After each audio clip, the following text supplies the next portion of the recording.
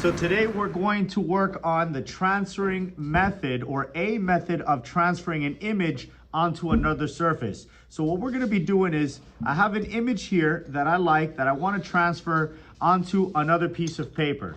So I'm going to take a piece of paper here, right? I'm going to fill it in with any pencil, but it helps to have a soft or softer lead pencil, like an 8B pencil or an ebony pencil, which is really dark and lays out a nice amount of lead. So I'm going to use one of these soft pencils. This is, again, an 8B pencil, and I'm going to fill the back of this paper with as much lead as I can, a nice and even amount of lead. So I'm going to lay it in nice and thick.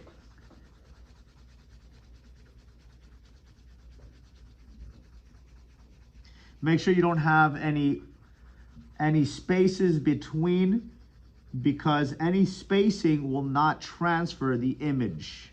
So you want to have a nice even coat, and very as dark as you can get.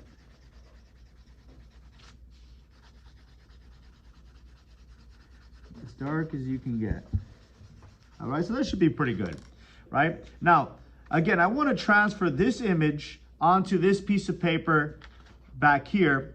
So I have another paper that I'm going to use almost as like to make a carbon print almost, right? So I'm going to lay this paper, which I've added a bunch of lead to, onto the paper that I want to transfer the image onto, and I'm going to lay my image on top of that. Now I'm going to position it exactly where I want the image to be transferred to, and I want it right in the middle. I'm going to use an H pencil. You can use any pencil really, but I'm going to use a pencil, an H pencil, right? So it gives me a nice fine point here. And I'm going to outline everything that I want to transfer. Now I'm just going to do an outline, a contour line, right?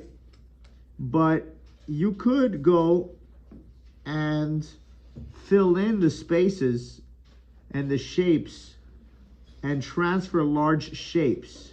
That could be a way of doing this as well. Now make sure that you're pressing with enough pressure that the lead is going to make contact with the paper below.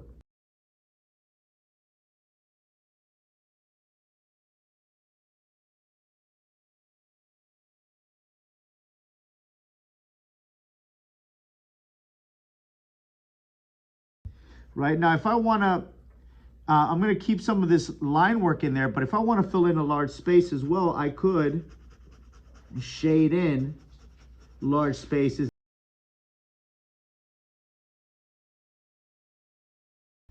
So I'm just going to kind of do a quick sketchy shade here and see how that transfers.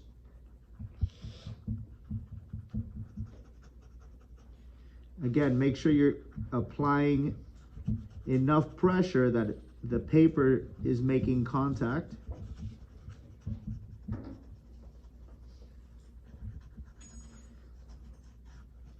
So I think I'm pretty happy with what I got so far.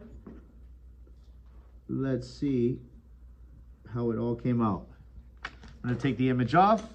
Again, there we go. Now we have transferred, right, the image onto another piece of paper using a lead covered surface, right, to transfer that lead onto the surface we're trying to transfer the image onto.